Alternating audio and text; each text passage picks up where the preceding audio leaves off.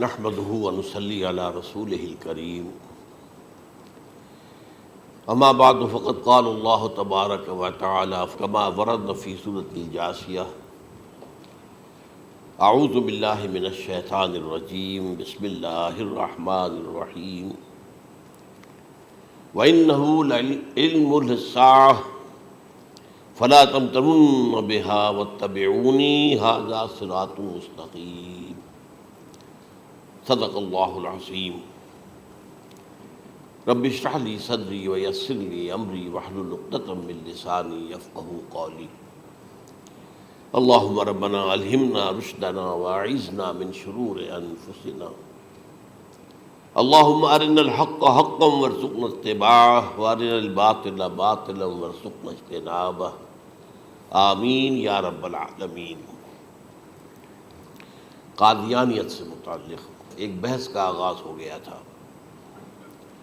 کیونکہ ہمارے علم میں یہ آیا تھا کہ قادیانیوں نے خاص طور پر ماڈل ٹاؤن کو اپنا ایک مرکز اور اپنا اڈہ بنانے کا فیصلہ کیا، اور اس کا ہمیں تجربہ بھی حاصل ہو گیا۔ کچھ نوجوان اہل سنت کے نوجوان میرے پاس آئے تھے اور انہوں نے میری توجہ ادھر منصرف کرائی کہ یہاں پر یہ اپنی جمعے کی نماز کے لیے اوپن گراؤنڈ استعمال کر رہے ہیں اور اس میں لگا لیتے ہیں پارٹیشن وغیرہ، اور بڑی یوں سمجھیے کہ بڑی مہم کے ساتھ دونوں طرف کی سڑکیں بند کر کے، اور جو بھی لوگ مسافر ہیں انہیں بھی دعوت دیتے ہیں کہ آئیں یہاں جمعہ پڑھیں، اور بعض لوگ مغالطے میں وہاں جمعہ پڑھ لیتے ہیں۔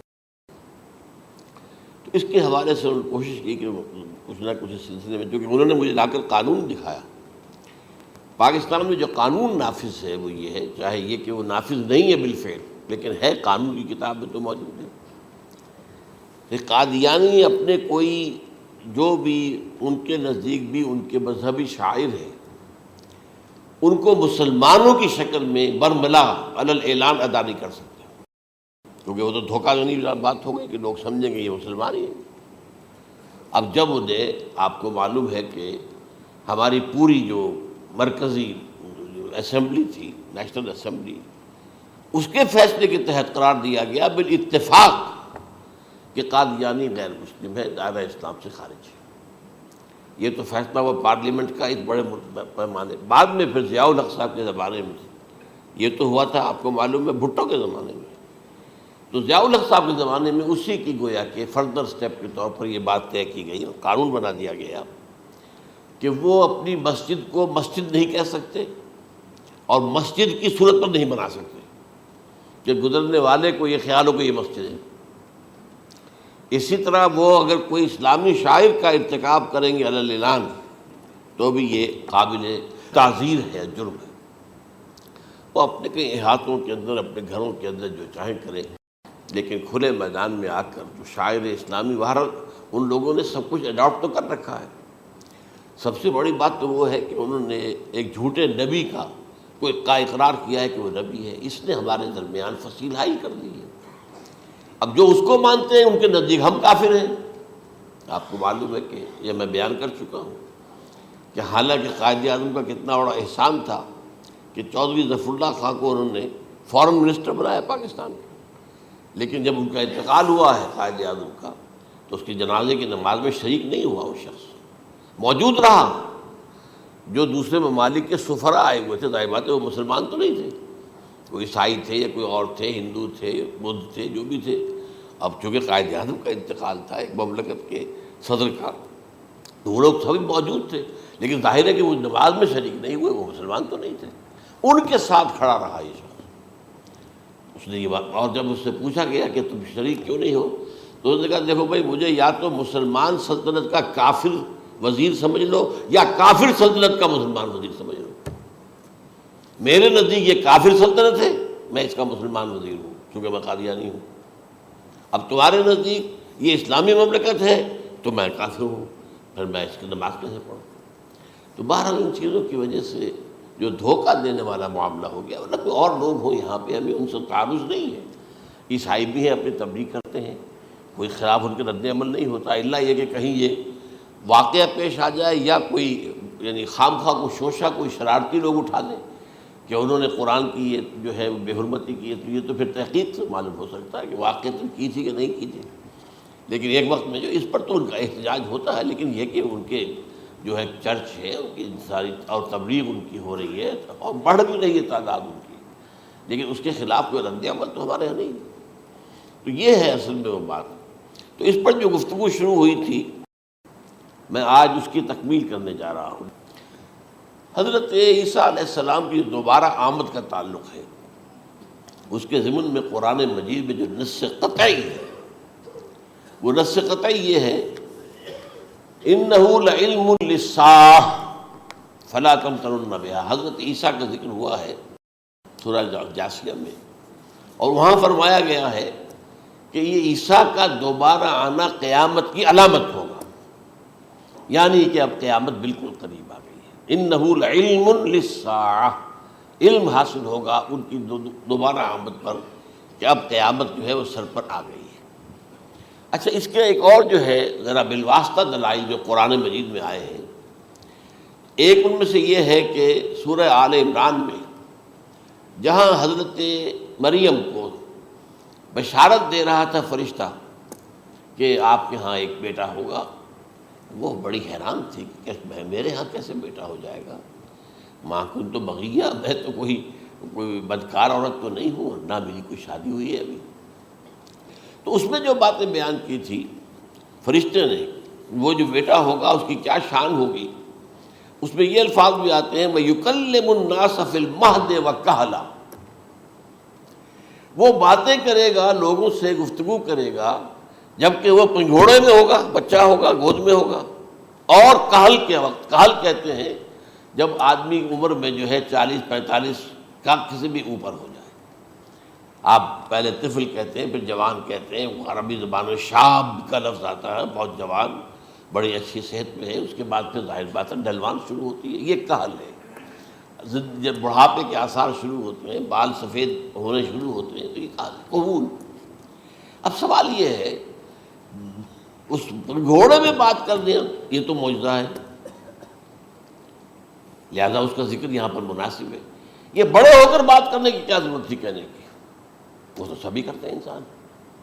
یہ اسی لیے کہ معلوم ہو کہ کہولت بھی انہیں آئے گی یار، حالانکہ آپ کو معلوم ہے سب مانتے ہیں، عیسائی بھی مانتے ہیں، سب مانتے ہیں، 33 برس کی عمر میں انہیں اٹھا لیا گیا، اس دور میں تو کہولت آئی نہیں، اس لیے قرآن ذکر کر رہا ہے۔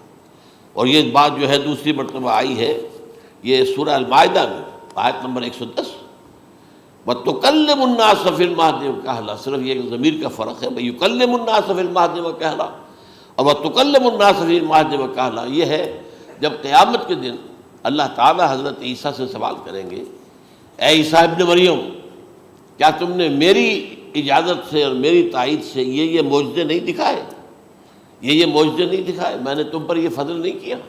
اور یہ گویا کہ بالواسطہ عیسیٰ کے ماننے والوں سے خطاب ہے کہ اللہ تعالیٰ کے کتنے بڑے بڑے احسان ہوئے، اور اسی میں تم بات کرتے تھے لوگوں سے پنگھوڑے کے اندر بھی اور کہولت کی عمر میں بھی۔ تو یہ کہولت کی عمر کب آئی؟ حضرت عیسیٰ علیہ السلام۔ تو اس کے بغیر تو ممکن ہی نہیں ہے کہ وہ دوبارہ دنیا میں آئیں، پھر ان کے اوپر وہ عمر آئے اور اس عمر کے اندر بھی وہ بات کریں گے۔ تو یہ میرے نزدیک قرآن مجید کے اندر دلائل ہیں اس چیز کے کہ حضرت عیسیٰ علیہ السلام کی دوبارہ جو ہے آمد ہوگی۔ اب اس ضمن میں چاہتا ہوں کہ آج خاص طور پر جو الساعہ کی اور جو علامتیں قرآن میں آئی ہیں، یہ ضمنی مضمون ہو جائے گا، لیکن بہرحال یہ بھی ایک معلوماتی مضمون ہے کہ ایک تو یہ قیامت کی بڑی نشانیوں میں سے حضرت عیسیٰ کا دوبارہ آنا، اور کیا کیا جو ہے باتیں بیان ہوئی ہیں وہ ذرا غور سے سن لیجیے۔ پہلی بات میں نے ہلکا سا حوالہ دیا تھا، ہم تو ایک لفظ قیامت بولتے ہیں، وہ قیامت جو ہے اتنا ہمارے نزدیک جامع لفظ ہے کہ جس میں وہ بھی جو زلزلۃ الساعہ آئے گا وہ بھی ہے، پھر جو نفخ روح نفخ ساق ہوگا وہ بھی ہے، لیکن قرآن مجید سے معلوم ہوتا ہے کہ یہ الساعہ ہے، وہ گھڑی جس دن کے یہاں قیامت برپا ہوگی، زلزلہ آئے گا، شدید ترین حالات آئیں گے، فوری طور پر تمام انسان مر نہیں جائیں گے۔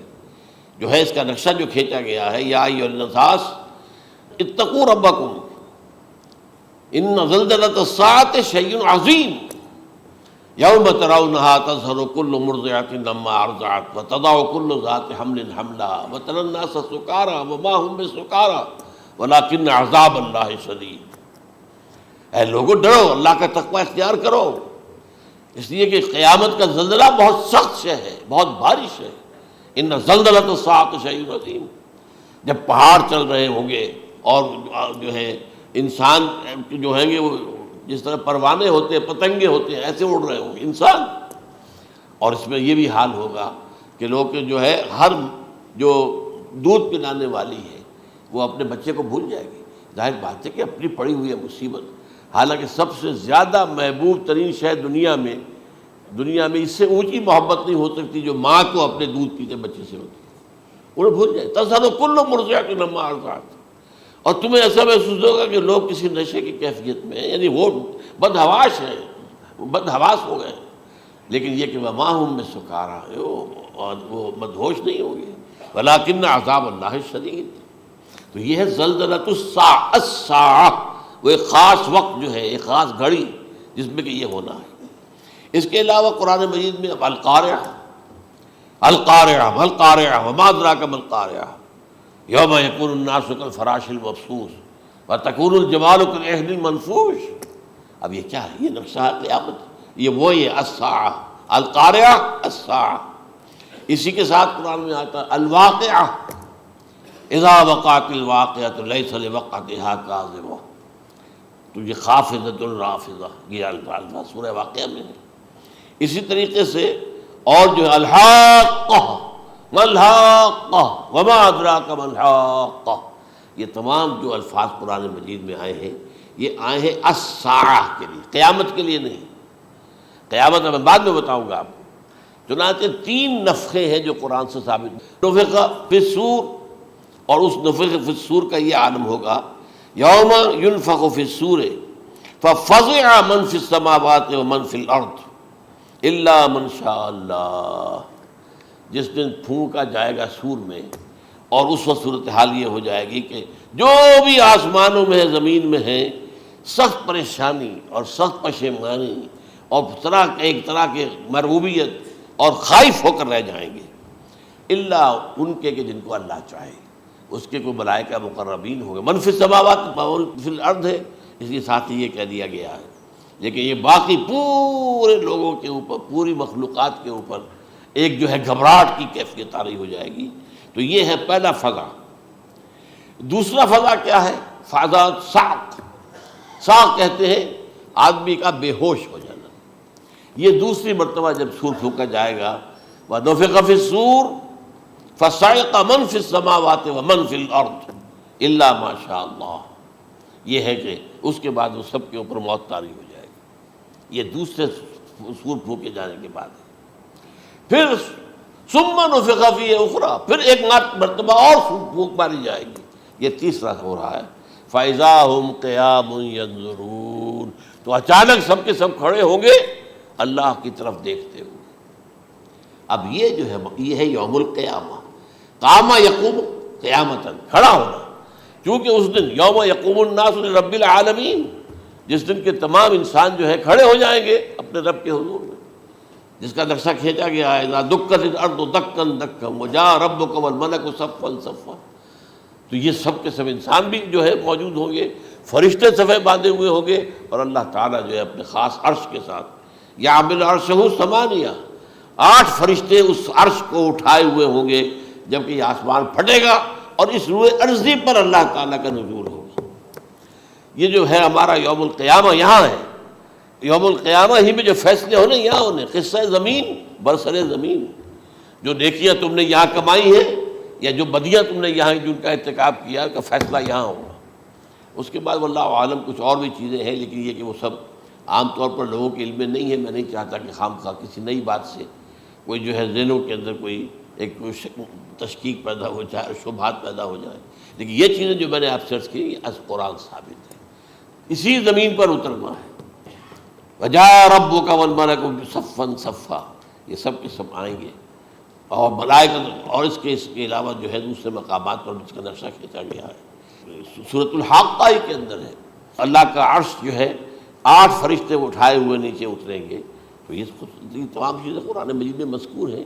اور یوم القیامہ یہی ہوگا، لیکن وہ ہے یوم القیامہ، ہم قیامت کہتے ہیں اس کو جس کو قرآن کہتا ہے الساعہ، الزلزلہ، الحاقہ، القارعہ، الواقعہ۔ یہ ہے در حقیقت جو پہلا معاملہ ہے کہ اس کے اندر جو ہے فضا ہو جائے۔ اب دیکھیے جو علامات قیامت احادیث میں آئی ہیں وہ میں آج آپ کو سنا رہا ہوں۔ ان کو دو حصوں میں تقسیم کیا جاتا ہے، علامات صغریٰ، علامات کبریٰ۔ چھوٹی نشانیاں جو درجہ بدرجہ درجہ بدرجہ درجہ بدرجہ حاضر سامنے آئیں گے۔ ایک ہے بالکل قیامت سے متصل قبل بڑے جو خرق عادت واقعات ہوں گے وہ آئیں گے۔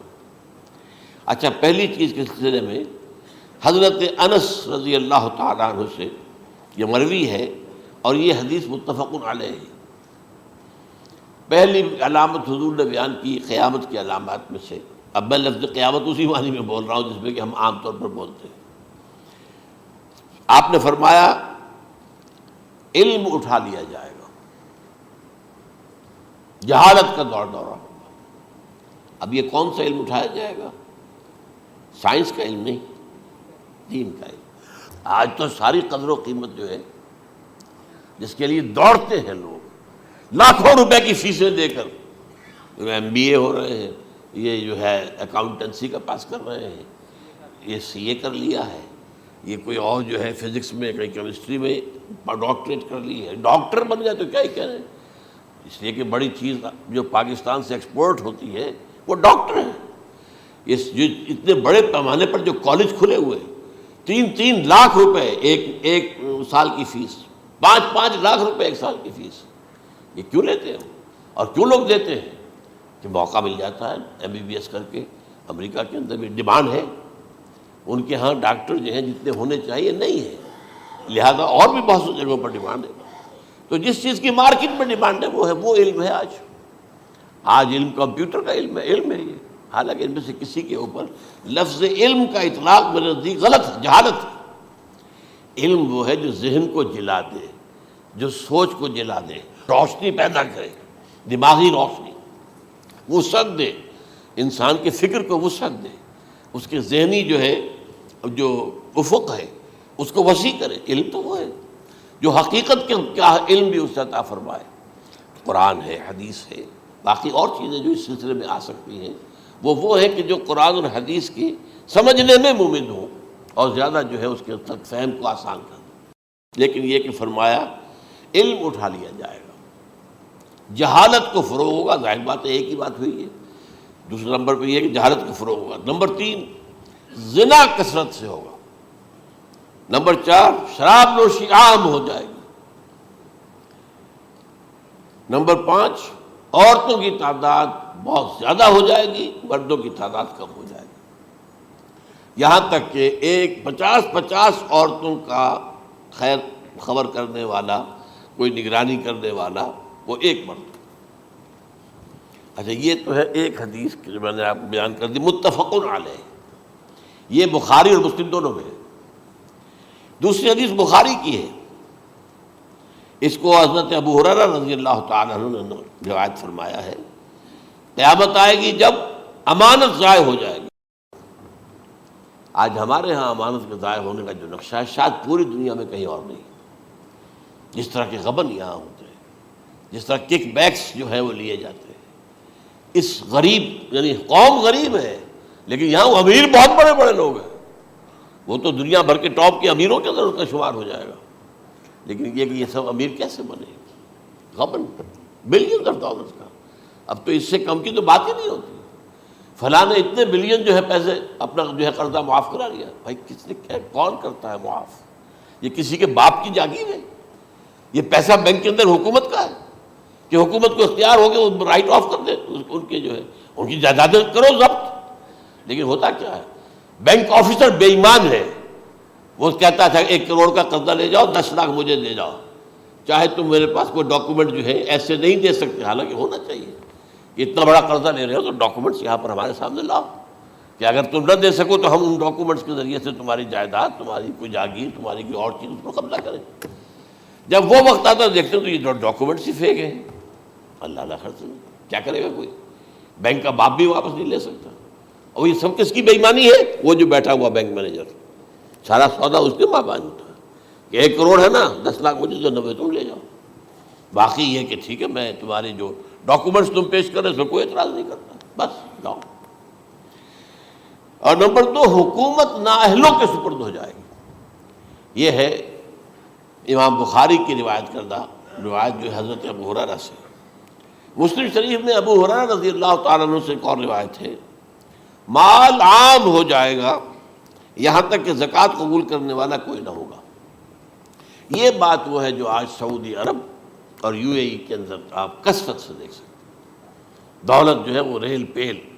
ابھی تھوڑا سا آیا ہے معاملہ خاص طور پر دبئی میں، کیونکہ وہاں بہت زیادہ کنسٹرکشن ہو رہی تھی، تو پوری دنیا میں آپ کو معلوم ہے کہ جو ریئل اسٹیٹ کہلاتا ہے اس کا حال بہت پتلا ہے، لیکن وہاں کے دولت ریل پیل ہے ہر جگہ پر. اور سب سے اہم متفق علیہ روایت. متفق علیہ کیا؟ وہ تو حضرت عمر سے بھی مروی ہے، ابن عمر سے بھی مروی ہے، ابن عباس سے بھی مروی ہے، ابو ہریرہ سے بھی مروی ہے، عبداللہ ابن مسعود سے بھی مروی ہے رضی اللہ تعالیٰ عنہ اجمعین. اور یہ وہ حدیث ہے جسے کہا جائے حدیث جبرائیل، جسے ام السنہ بھی کہا گیا.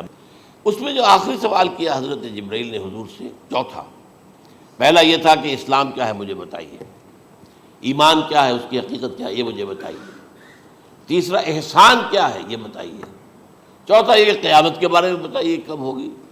حضور نے فرمایا کہ اس کے بارے میں جس سے سوال کیا جا رہا ہے وہ اس سے زیادہ نہیں جانتا جو کہ سوال کر رہا ہے.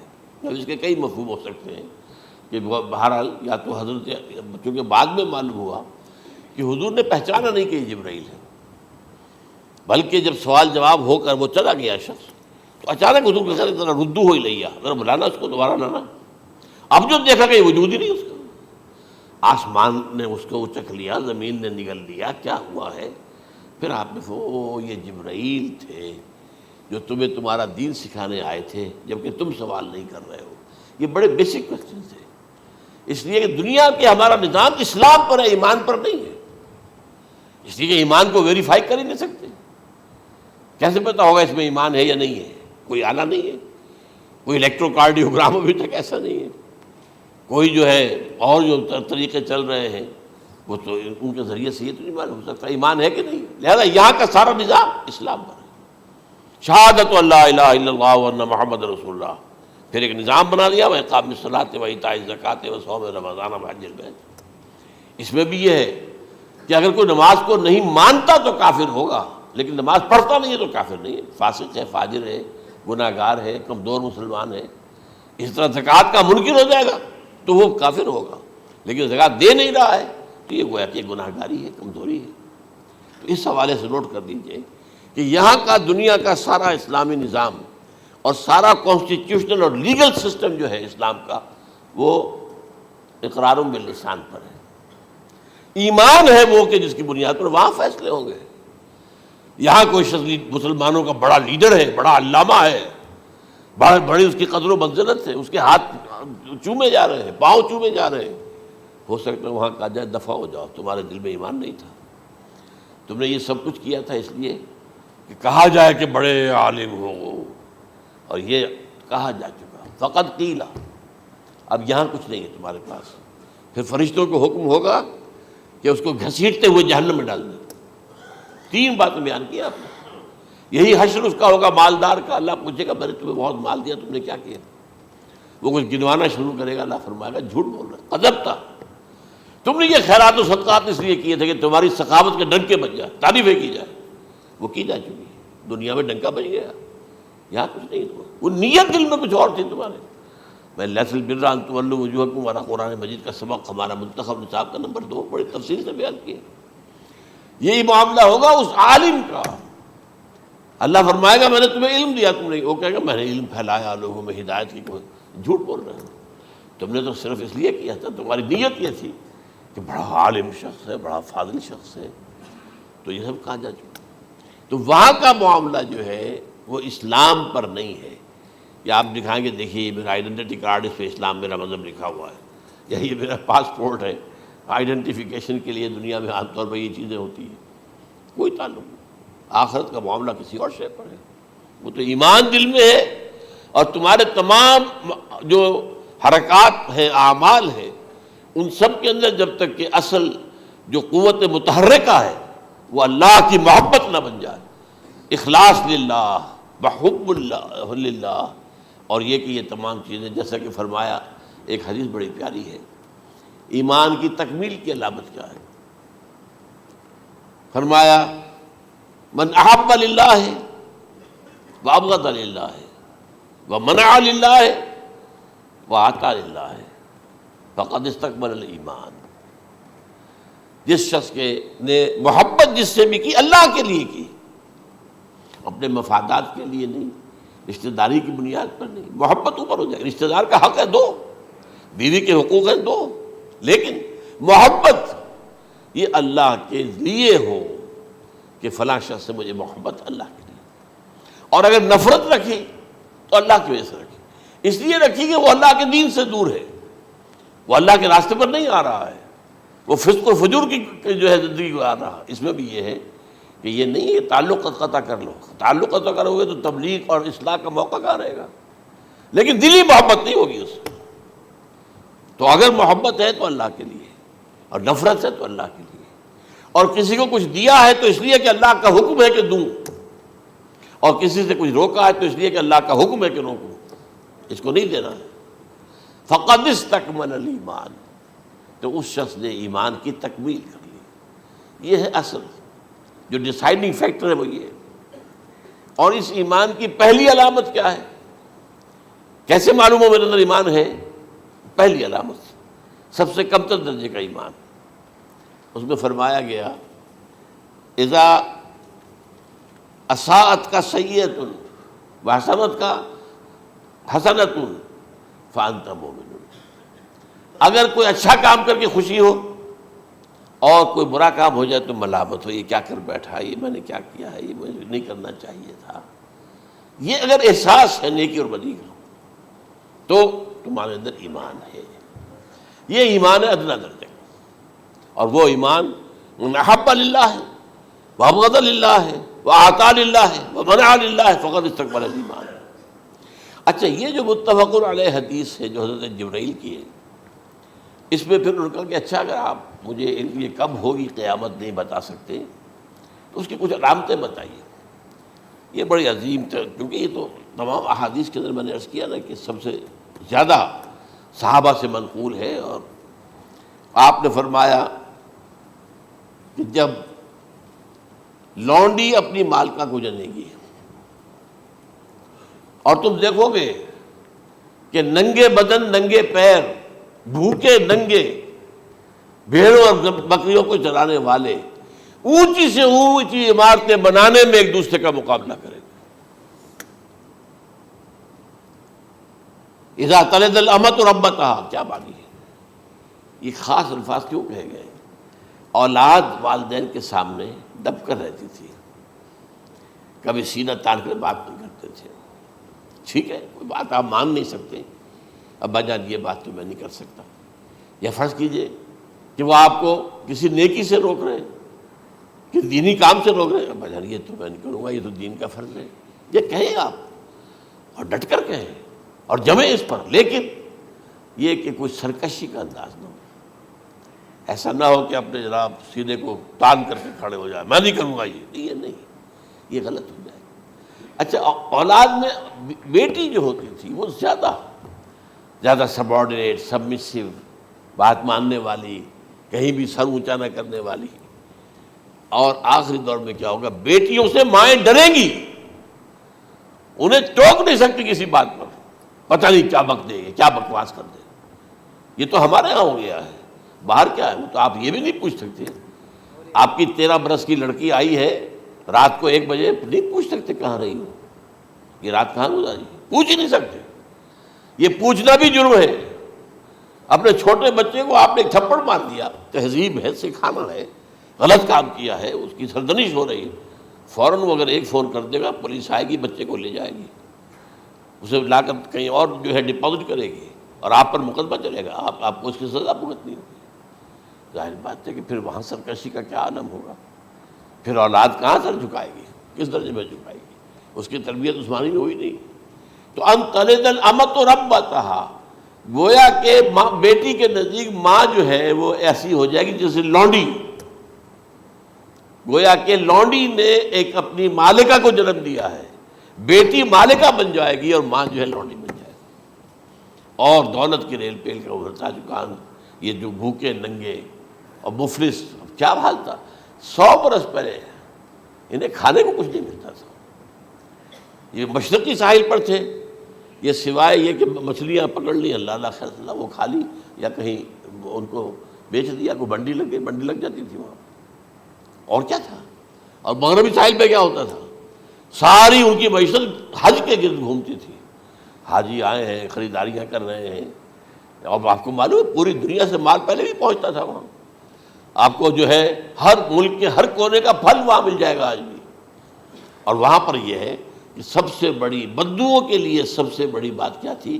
قربانی کا گوشت، اسے وہ سکھاتے تھے، سخت چمڑے کر کے کھاتے تھے، یہ ان کا حل تھا۔ آج جا کر دیکھیے نئے شہر بن رہے ہیں، امریکنز کو کانٹریکٹ دیے جا رہے ہیں، بالکل ماڈرن شہر بنا دو، ایک ایبسلیوٹلی ماڈرن شہر جو ہے وہ جو مشرقی ساحل کے اوپر جو پہلے سے آرام کو سٹی ہے، امریکن سٹی ہو، اس کے اندر کوئی سعودی بھی داخل نہیں ہو سکتا سوائے جس کے پاس اس سٹی کی طرف سے لائسنس نہ ہو، اور اس کی چار دیواری کے اندر، چار دیواری کیا فصیل کے اندر کہی ہے، جو چاہو کرو، کوئی تم پر پابندی نہیں، ننگے نہاؤ، تالاب ہے نہا رہے، ننگی عورتیں ننگی مردیں نہا رہے، کوئی پوچھنے والا نہیں۔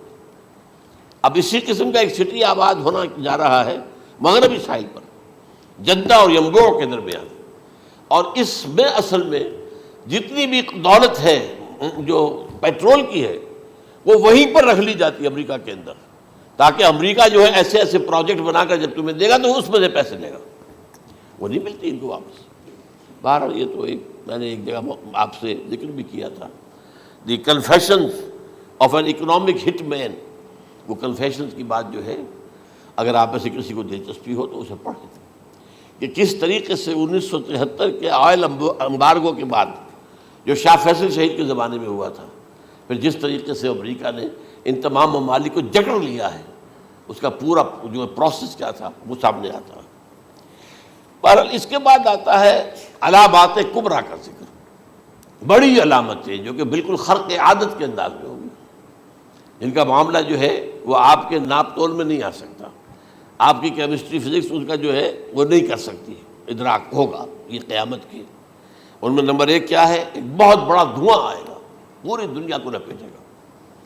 نمبر 2 دجال کا ظہور ہوگا، جو اپنی خدائی کا دعویٰ لے کر آئے گا اور بنوائے گا، اس کے ہاتھ میں ہو جائیں گے، قبضے میں ہو جائیں گے سارے ذرائع پیداوار کے، اس کی طرف بھی پہلا قدم اٹھ چکا ہو، ٹرپس کے نام سے معاہدہ ہو چکا ہے، کوئی ملک اپنا بیج پیدا نہیں کر سکتا، یہ بیج ہم نے ڈیولپ کیے ہیں، ان کے ڈیولپمنٹ سے پہلے تم ایک ایکڑ سے کتنی گندم لیتے تھے، آج کتنی لے رہے ہو؟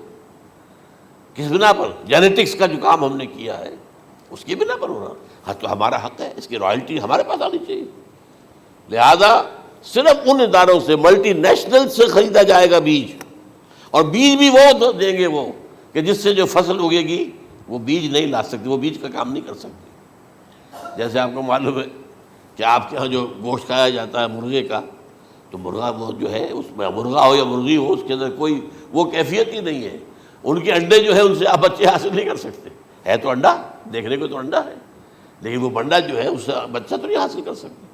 ایسے ہی وہ گندم کا بیج دیں گے، نظر آئے گی گندم، لیکن اس کے اندر وہ صلاحیت نہیں ہے کہ اس سے جو فصل اگے گی اس کا نتیجہ جو ہے وہ بھی آپ لے سکیں۔ یہ ہونا ہے، اللہ جانے، قدم اٹھ رہے ہیں ادھر۔ پھر یہ ہے کہ دابۃ الارض، زمین سے ایک حیوان نمودار ہوگا، زمین شق ہوگی۔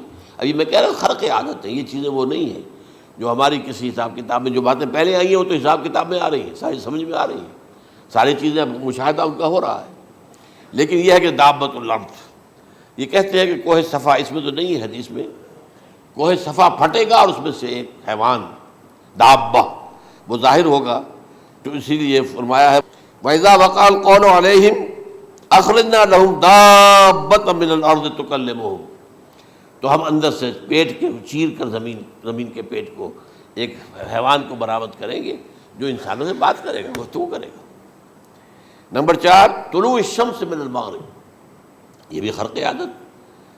سورج تو طلوع ہوتا ہے مشرق سے، غروب ہوتا ہے مغرب میں، لیکن اس وقت معاملہ الٹا ہو جائے، یعنی جو کائنات کے اندر جو گڑبڑ ہوگی کچھ سمجھ میں بات آتی ہے کہ یہ معاملہ جو ہے، یہ تو اس پورے سولر سسٹم کو اگر بدل دیتے ہیں تو مشرق مغرب ہو جانا، مغرب مشرق ہو جانا، یہ سمجھ میں آنے والی بات ہے۔ اس کے بعد ہے عیسیٰ ابن مریم کا نزول، جس کے بارے میں آج میں نے گفتگو کی ہے تفصیل سے۔ یہ نزول ہونا ہے، یہ علامات قیامت میں سے حضور نے بیان فرمایا ہے، اور قرآن مجید کی جو اصطلاحات ہیں اس کے حوالے سے میں نص قطعی جو ہے وہ میں آپ کے سامنے رکھ چکا ہوں۔ پھر یاجوج ماجوج کا ایک معاملہ ہے، یہ میں ابھی اس وقت زیادہ اس پر بات نہیں کر سکتا۔ حضرت عیسیٰ علیہ السلام کے نزول کے بعد 2 کام ہوں گے۔ یہودیوں کا قلع قمع ختم، تمام یہود، ایک کام تو یہ ہونا ہے، اور نمبر 2 عیسائیت کا ختم ہو جانا۔ عیسائیت کی نفی کر دیں گے، بھائی تم مجھے خدا کا بیٹا بنائے بیٹھے ہو، میں تم خدا کا بیٹا نہیں ہوں، میں تو اس کا بندہ ہوں، رسول ہوں، میں نے تم سے کب کہا تھا کہ مجھے خدا کا بیٹا بناؤ۔ نمبر 2 یہ کہ وہ خنزیر کو قتل کر دیں گے، یعنی یہ تم نے خنزیر کب سے کھانا شروع کر دیا؟ میں تو تم کو نکاح اجازت دے کر گیا تھا، یہ تو شریعت موسوی میں حرام تھا، اور میں کہہ کر گیا تھا کہ یہی شریعت تم پر لاگو رہے گی، ہاؤ کم؟ تم نے کیسے یہ؟ آج بھی بہت سے رومن کیتھولکس جو ہے وہ سور نہیں کھاتے، وہ اس میں ہے ان کے اندر کچھ نہ کچھ بات جو ہے جو حضرت عیسیٰ کی تعلیمات کا کچھ اثر ان کے ہاں ہے۔ میں تو ایک مرتبہ، یہ 1971 کی بات ہے، 4-5 دن کے لیے برسلز میں رکا تھا، اس لیے کہ وہاں مجھے ایک صاحب نے خط لکھا تھا کہ وہاں ایک نوجوان ہے، ابھی اس میں ایمان لایا ہے، اور اس کے کچھ مسائل ہیں، ہم کوشش کر رہے ہیں ان کے مسائل حل کریں، آپ بھی جا رہے ہیں۔ میں انگلینڈ جا رہا تھا تو واپسی پر آپ ان کے یہاں چند دن ٹھہرے، میں حیران ہوا۔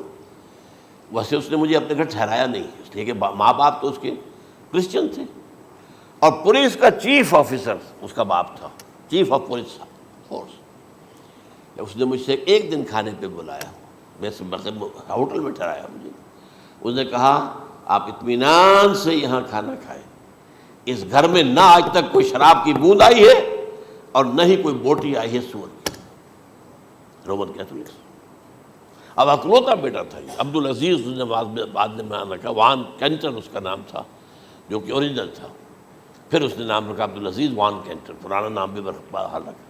نہایت خوبصورت، 28 سال کی عمر تھی، اور اس وقت میں نے دیکھا تھا کہ اس کی فقہی معلومات جو ہے میری معلومات سے 10 گنا زیادہ۔ اس کی وجہ کیا ہے؟ وہ گیا تھا موراکو میں ایز اے ٹیچر ملازمت کرنے، پیسہ کمانے، وہاں وہ مسلمانوں سے اس کا ہوا رفع ضبط ہوا، اسلام کی تعلیمات سامنے آئی، اسلام لے آیا۔ اب اکلوتا بیٹا ہے، اور ماں باپ جو ہے کرسچن کیتھولکس۔ جب وہاں سے واپس آیا تو پھر کہتے ہیں کہ ہمارے درمیان ایک معاہدہ ہے، وی آر لیونگ ٹوگیدر، لیکن یہ معاہدہ ہے ہم مذہب پہ بات نہیں کریں گے، بس باقی جو بھی ہے وہ ساتھ رہ رہے ہیں۔ لیکن میں حیران ہوا، مجھے معلوم نہیں تھا۔ اچھا، اس کے بعد اس نے جب اسلام کا فیصلہ کیا تو اس کے سامنے سوال آیا کون سی فقہ اختیار کروں؟ تو اس نے بڑی جو ہے تھورو اسٹڈی کی ہے تمام فقہوں کی، کمپیریٹو اسٹڈی، ان کو کرنے کے بعد پھر فائنل فیصلہ اس کا یہ تھا کہ حنبلی فقہ میں اختیار کروں گا۔ 4 فقہوں میں سب سے لیٹسٹ حنبلی ہے، یعنی حنفی نمبر 1، پھر مالکی نمبر 2، پھر اس کے بعد شافعی نمبر 3، پھر یہ امام احمد ابن حنبل ہے۔ اور امام احمد ابن حنبل کے زمانے تک احادیث بہت بڑے پیمانے پر جمع ہو چکی تھی، جبکہ ابھی حضرت امام ابو حنیفہ کے زمانے میں کوئی اتنا زیادہ جو ہے حدیث کا بھی ذخیرہ نہیں بنا تھا۔ اسی پر تو لوگ حیران ہوتے ہیں کہ زیادہ حدیث امام ابو حنیفہ کے علم میں نہیں تھی، لیکن مجال ہے کہ ان کا کوئی فتویٰ جو ہے کتاب و حدیث کے، کتاب اور سنت کے خلاف ہو۔ اگرچہ انہوں نے صاف کہا کہ اگر تم پاؤ کوئی ایسی سچی حدیث، پختہ حدیث جو میری کسی رائے کے خلاف ہو تو میری رائے کو دیوار پر دے مارنا اور اس صحیح حدیث کی پیروی کرنا۔ لیکن ویسے اس کے بعد یہ کمال یہ ہے کہ بہت ہی کوئی شاذ معاملہ ہے کہ جس میں ان کا کوئی فتویٰ وہ کتاب و سنت کے منافی ہو یا سنت کے منافی ہو. کتاب پہ تو سوال پیدا نہیں ہوتا، کتاب تو ساری ان کے سامنے موجود تھی. اس کے بعد یہ ہے کہ یاجوج ماجوج، اصل میں بتا رہا تھا آپ کو کہ جب عیسائیت بھی ختم ہو گئی، یہود ویسے ختم ہو گئے، استیصال ہو گیا، جڑ کٹ گئی، اب عیسائیت گویا کہ اسلام میں ضم ہو گئی. عیسائیت مذہب ختم، یہودی خود ختم. اب یہ طاقت کتنی ہو جائے گی؟ تقریباً 2/3 دنیا آ گئی. تمام اب عیسائی 2 ارب کے قریب ہیں، 1 ارب 90 کروڑ ہوں گے، یا مسلمان بھی 1 کروڑ 50-60 لاکھ ہیں. دونوں کو جوڑ لیجیے کتنے ہو گئے؟ 6 ارب کل آبادی ہے. لیکن اس کے بعد آتا ہے یاجوج ماجوج کا خروج. یہ یاجوج ماجوج میرے نزدیک چائنا اور رشیا ہے. ان کی مجموعی طاقت اتنی ہوگی، اور یہ اس طرح آئیں گے ہر اونچائی پر سے اترتے ہوئے، پھسلتے ہوئے. جیسے 1962 میں جب وار ہوئی تھی بٹوین چائنا اینڈ انڈیا 1962 میں، تو وہ اس وقت کا نقشہ مجھے آج بھی اخبارات میں پڑھتا تھا تو یاد، waves after waves of Chinese soldiers were coming down the slopes of Himalayas. یہ تو وہ ہے نا جن کی تعداد کا کوئی حساب نہیں ہے. اور رشیا اور یہ مل کر جو ہے، میرا اندازہ یہ ہے کہ جب پہلے ملحمۃ العظمیٰ ہوگی وہ عیسائیوں اور مسلمانوں کے درمیان، اس وقت یہ دونوں پاورز نیوٹرل رہیں گی، لیکن غالباً یہ بات طے کر لیں گی کہ ویپنز آف ورلڈ جو ہے ماس ڈسٹرکشن، یہ استعمال مت کرنا. اگر یہ ویپنز آف ماس ڈسٹرکشن استعمال کرو گے تو ہم میدان میں آ جائیں گے. اس میں وہ جنگ جب ہو چکے گی، پھر حضرت عیسیٰ کو فتح حاصل ہو جائے گی، اور پھر یہ کہ یہودیت ختم ہو جائے گی، عیسائیت بطور مذہب ختم ہو کر اسلام میں ضم ہو جائے گا. پھر وہ 40 برس کا عہد حکومت ہے حضرت عیسیٰ علیہ السلام. لیکن جب یہ فتح ہو جائے گی ان پر، اب یاجوج ماجوج آئیں گے، اور اتنی تعداد میں آئیں گے کہ بحیرہ طبریہ جو ہے اس کا سارا پانی پی جائیں گے. یہ تو اگر آپ کو کبھی اندازہ ہو یا کوئی آپ جانیں ان لوگوں کو جو ان چینیوں سے واقف ہیں، وہ کہتے ہیں زمین پر ہلتی ہوئی کوئی چیزوں سے وہ چھوڑ کے کھا جائیں گے. جہاں وہ جاتے ہیں ایز اے لیبرر، وہاں کے جو سارے کتے ہیں ختم، ساری بلیاں ختم، ہر شے، وہ جو سانپ کھاتے ہیں، ہر چیز کھاتے ہیں. اور یہ تمام ایسٹرن کنٹریز کے اندر ہوتا ہے. بڑی ڈیلیشس ڈشز ہیں یہ سانپ وغیرہ وغیرہ. اور یہ جس طرح کھا جائے، پانی پیا، ایک قطرہ نہیں رہے گا اس پر. تو پھر جو ہے اللہ تعالیٰ اس وقت جو ہے اس میں ایک ایسی بیماری پیدا کرے گا، یہ سب مر جائے. یہ معجزے سے ہوگا. یعنی ان کے اوپر فتح جو ہے وہ عام لڑائی کے ذریعے سے نہیں ہوگی، بلکہ اس کے اوپر فتح جو ہوگی وہ اللہ تعالیٰ سے بوجھ، ایک بیماری پیدا ہوگی، سب مر جائے گی. اور اس کے بعد اللہ تعالیٰ ایسے پرندے بھیجے گا بڑی لمبی لمبی گردنوں والے، وہ ان سب کو کھا جائیں گے. جیسے ہمارے ہاں گدھ ہوتے ہیں، وہ ان کو صاف کر دیں گے. ورنہ تو یہ ہے کہ پوری دنیا کے اندر جو بدبو اور جو پیدا ہوتا معاملہ اس سے، تو اس نوع انسانی کی بقا ممکن نہیں تھی. ان کے خاتمے کے بعد پھر یہ ہوگا کہ حکومت اسلامی جو ہے پوری دنیا میں حضرت مسیح علیہ السلام کی ہوگی. 45 برس وہ رہیں گے. اسی میں وہ کہلن بھی آ جائے گا، وہ فی المہد و کہلن جو میں نے شروع میں بیان کیا تھا. اسی میں پھر یہ ہے کہ وہ شادی بھی کریں گے، ان کی اولاد بھی ہوگی، اور پھر ان کا انتقال ہوگا تو حضرت حضور صلی اللہ علیہ وسلم کے حجرے میں، وہیں پر جہاں حضور اور ابو بکر اور عمر رضی اللہ تعالیٰ عنہم دفن ہیں، وہیں پہ ان کو دفن کیا جائے گا. اور قیامت کے دن حضور فرماتے ہیں کہ میں اور یہ تینوں ساتھ نکلیں گے. تو یہ ہے حالات و واقعات. بہرحال اس میں یہ ہے کہ یہ نوٹ کر لیجئے کہ جہاں تک ہمارے ہاں آج کل کا معاملہ ہے، میرے نزدیک میں یہ کہنے پر مجبور ہوں، جو رفع و نزول مسیح کو نہیں مانتا وہ کم سے کم منکر حدیث ضرور ہے. میں اس سے کم کا فتویٰ نہیں دے سکتا. اب یہ ہے کہ جو لوگ مہدی کو نہیں مانتے ان کا معاملہ میں مختلف سمجھتا ہوں. چند منٹ لے رہا ہوں آپ کے، اور اس لیے کہ ان کی حدیثیں صحیحین میں نہیں ہیں، بخاری مسلم میں نہیں. اور یہ کہ بہرحال ان کا معاملہ جو ہے وہ ایسا نہیں ہے حضرت عیسیٰ کا. حضرت عیسیٰ کے آنے کا جو کچھ ہوگا وہ تو میں نے آپ کے سامنے بیان کر دیا. لیکن یہ ہے کہ حضرت مہدی ہمارے نزدیک اس میں خرق عادت کوئی ہے ہی نہیں. جیسے ہر صدی کے مجدد ہوتے ہیں، آخری صدی کے مجدد وہ ہوں گے، اور میرے نزدیک یہی آخری صدی ہے، اور اسی میں حضرت مہدی کا ظہور ہو جانا. سعودی عرب میں کوئی خانہ جنگی ہوگی کسی بادشاہ کے انتقال پر، اور پھر اس وقت یہ ظاہر ہوں گے، اس وقت ملک کے حالات کو سنبھالنے کے لیے لوگ ان کو زبردستی نکالیں گے، چھپے ہوئے ہوں گے ایک گھر میں۔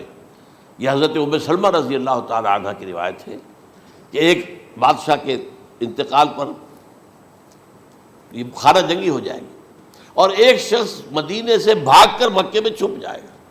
یہ تو ہے ان کے الفاظ، میں توجیہ کر رہا ہوں۔ یہ لوگ ان کی طرف دیکھ رہے ہوں گے کہ یہ جو وقت آیا ہے فتنے کا ہماری قوم پر، ہمارے ملک پر، تو ان کی شخصیت ایسی ہے کہ یہ بیچ میں آئیں، صلح صفائی کرائیں، اور وہ جو ہے اس ذمہ داری سے بچ کر بھاگیں گے اور جا کر مکے میں چھپ جائیں گے۔ پھر لوگ انہیں تلاش کر کے نکالیں گے اور زبردستی ان کے ہاتھ پر بیعت کریں گے، ورنہ وہ اتنے بڑے منصب کو۔ اور پھر یہ بھی ہے، ایک حدیث میں آتا ہے یصلحُ فی لیلۃ واحدہ، ایک رات میں ان کی مکمل اصلاح کر دیں گے۔ یعنی اگر کوئی تھوڑا بہت نقص اور عیب کوئی ہوا بھی، کوئی کمی کوتاہی ہوئی بھی، تو اللہ تعالیٰ ایک رات میں اصلاح کروا دیں گے۔ لیکن ہمارے نزدیک اس قدر کوئی خرق عادت ہے ہی نہیں۔ البتہ جو کہتے ہیں اہل تشیع، وہ خرق عادت ہے کہ ان کے 12ویں امام جو ہے وہ بچپن ہی کے اندر اس خوف سے کہ جو بنو عباس بادشاہ ہیں وہ ان کو قتل کر دیں گے، تو وہ ایک غار میں چھپا دیے گئے۔ اب وہ 1200 برس سے اس غار کے اندر چھپے ہوئے، اور اس کے بعد وہ ظاہر ہوگی، وہ امام مہدی ہوں گے۔ اس میں خرق عادت ہے، لیکن میں یہ کہتا ہوں کہ محض خرق عادت کی بنیاد پر ہم اس کی نفی نہیں کریں گے۔ کیوں؟ کیا ہم یہ نہیں مانتے کہ اصحاب کہف 300 برس تک سوئے رہے؟ یہ کیا عام بات ہے؟ حضرت عزیر علیہ السلام، اللہ نے انہیں موت دی، موت، اور 100 برس کے بعد زندہ کر کے اٹھا لیا۔ تو خرق عادت حضرت عیسیٰ کو ہم اتنا بڑا خرق عادت مانتے ہیں کہ اٹھا کر آسمان پر، تیسرے آسمان کے اوپر ہیں، موجود ہیں، اب بھی ہیں۔ شب معراج میں تیسرے آسمان پر حضور کی ملاقات ان سے ہوئی۔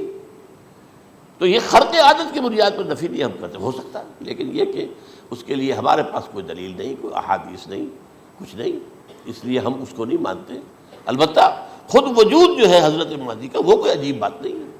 وہ تو جیسے پہلے بھی آئے ہیں ہمارے مجددین، ایسے مجدد ہوں گے اور دین کو تازہ کر دیں گے۔ ایک صحیح اسلامی ریاست جو ہے وہ عرب میں قائم ہو جائے گی دوبارہ۔ حضور نے فرمایا وہ عدل اور انصاف سے عرب کو اسی طرح بھر دے گا جیسے کہ وہ اس سے پہلے ظلم اور جور اور زیادتیوں کے سے بھری ہوئی ہوگی۔ تو یہ کام ہوگا، یہ تو مجدد کا کام ہوتا ہی ہے اس حوالے سے۔ لیکن بہرحال میں نے پھر بھی کہا کہ اگر احادیث کی کمزوری کی وجہ سے کہ صحیح عین میں نہیں ہے، اگر کوئی شخص انکار کرے تو مجھے کوئی اعتراض نہیں ہے، ٹھیک ہے۔ لیکن جو حضرت عیسیٰ کے نفع سماوی اور حضرت عیسیٰ کے نزول کا انکار کرتا ہے، وہ کم سے کم، میں انہیں اور آگے کوئی فتویٰ نہیں دیتا کہ وہ کافر ہو گئے یا یہ ہو گئے یا وہ ہو گئے، لیکن منکر حدیث کے لائن میں تو وہ لازمت کھڑے ہو گئے، کیونکہ اتنی واضح اور پکی حدیثیں ہیں حضرت مسیح کے نزول کی، اور علامات قیامت میں جس طرح ان کا ذکر آتا ہے کہ اس سے انکار جو ہے وہ جب تک آپ پوری حدیث کے ذخیرے کا انکار نہ کریں اس وقت تک ممکن نہیں ہے۔ اقول قولی ھذا واستغفر اللہ لی ولکم ولسائر المسلمین والمسلمات۔